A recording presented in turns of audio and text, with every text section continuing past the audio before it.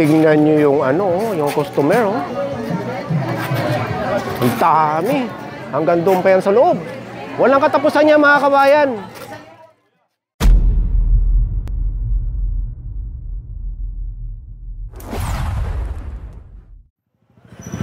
Magandang araw sa inyong lahat. Nandito tayo ngayon sa Quiapo at ngayon ay October 14, 2023. Wala si Sweetie. May inaasikaso. Ito yung Quinta Market. Ito kaya dito ko na inon yung camera dahil na-surprise ako dito sa Villalobos. Dahil nung huling daan natin dito ay hindi pa ganito kaluwag. Sa oras na 9:30 ng umaga. Maluwag na.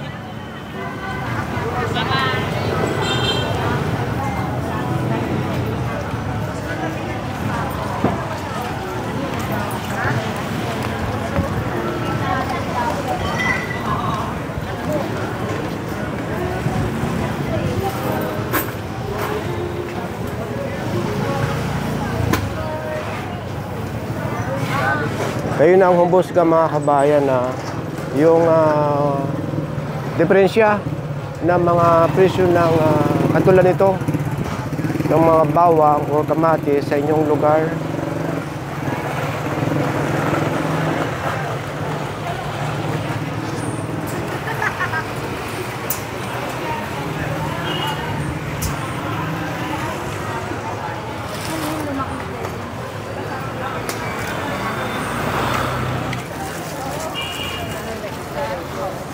Dito tayo. 50 pesos yan, kuya.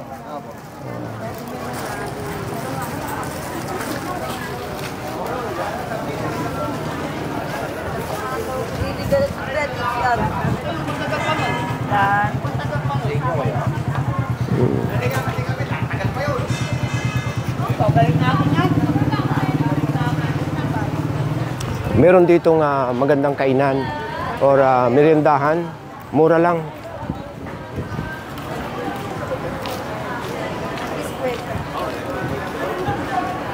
Itong Villalobos, dire-diretso na ng Quiapo Church.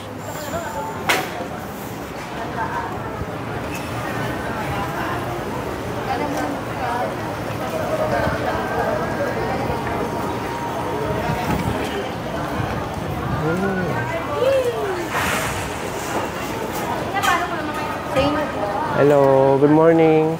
Sariwang hipon. Ano ito, yung suwahe? Yes po. Okay, sige.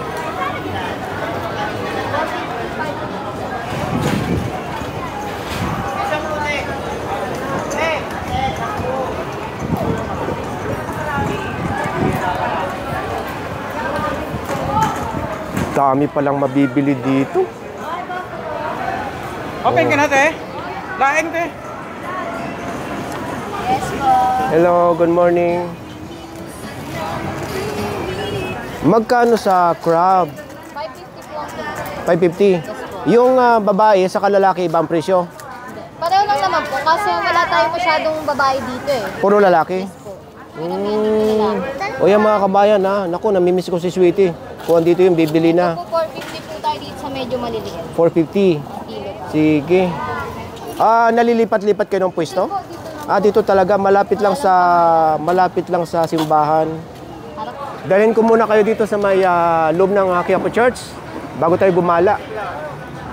Maganda na dito sa may quadrangle ng Quiapo Church. May bakod na.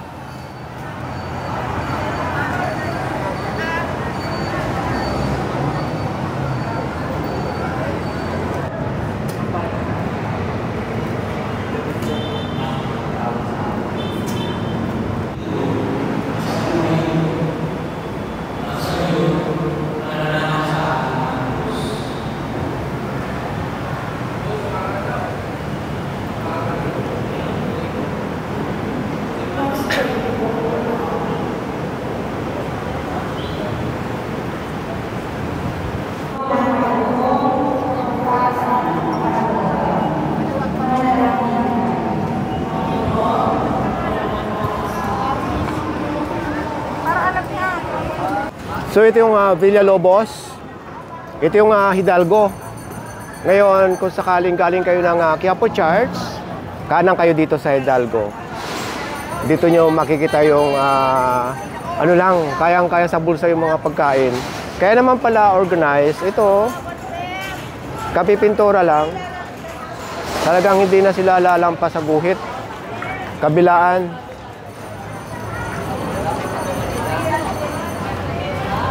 Sama kayo hanggang doon sa dulo ng Hidalgo. Hello!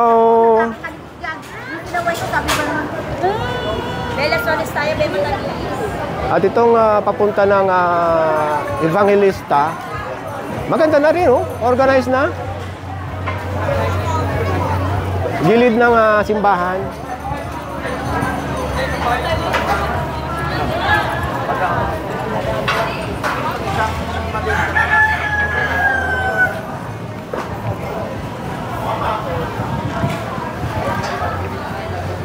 Bakada dictionary. Bakada.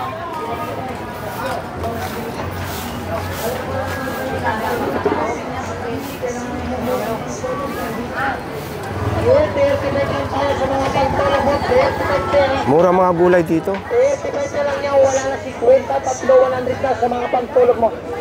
Sa mga nakasabit, 100 sa baba, 35, tatlo, 100 kayo sa mga pagtulog mo. 35 na lang yan, 35 na lang, 35. Ito, nakita nyo ito, maraming pila or kumakain. Ito yung murang kainan dito. Kung makikita nyo dito ay hanggang dito lang yan, pero hanggang lobby yan, no? Oh. Ang presyo dito ay nasa 50 pesos hanggang 60 pesos. Meron din yatang 100 pesos eh, yung overload. Ay malalaman natin kaya Ate Rosario. Ayun, busy-busy, oh. Ang yaman na talaga. Ayun, oh. Iyan ang mayari. Hello. Follower na natin si Nanay Rosario. Matagal na. Yung pandemic pa. At matagal na pala tayong inaantay. So, Nay, okay lang ba na ma-istorbo ko sila sandali? Opo, pwede po. Ang boss interview ito, ha? Opo. Magkano ba ang pinakamura at pinakamahal na mga pagkain dito? Yung pong aming famous sotanghon na viral, mabibili nyo lang po sa pag-overload po 80, special na po yun. At yung regular po 60 with egg. At ang lahat po ng mga kakanin, yung mga lahat ng mga ipang-uulam sa salon, mga 20 lang po ang halaga. At 20 lang. 20 pesos? Sabi ko kayo na, 50 pesos ang pinakamura, meron palang 20 pesos. Opo.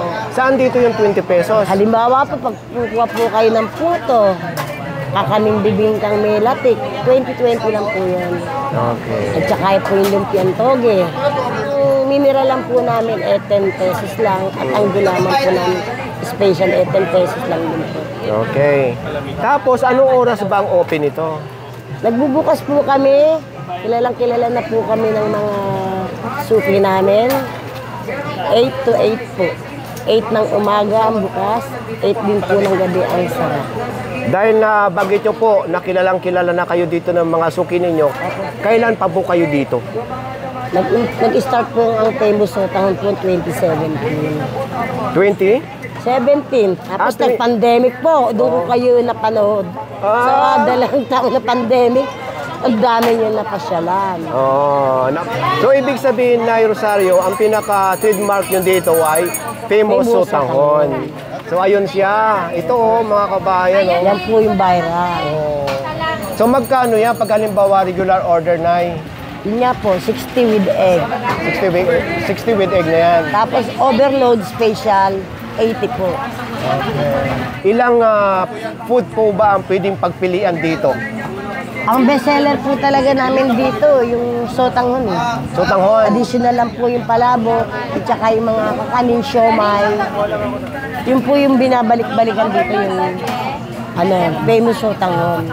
Malamang po hindi kayo inaantok dito sa dami ng customer. Ay, hindi po. Oh, ayan oh. Walang katapusan. Ay lalo na siguro pagdating ng hapon, ng gabi. Linggo at biyernes. Opo, pag hapon po, mabili na din. awa ng Diyos po. Bigay po ng mahal na pong Nazareno sa akin. Hiling ko po yun sa kanya. Sa papasalamat po ako sa kaloob ng Diyos sa akin na ang aking mga anak at apo pinag-aaral ko. Ang lahat po ng binikita ko sa kanila ko po binagwas kasi single parent po ako.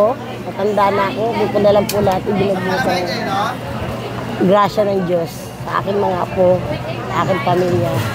At sa nag-share din po ako. Kailangan po pagka mag-business po kayo, una po tawagin niyo ang Panginoon Diyos kasi kailangan po may basbas ng Diyos ang bawat hanap buhay para blessed na blessed po kagaya. Nay Rosario, maraming salamat at God bless. God bless you.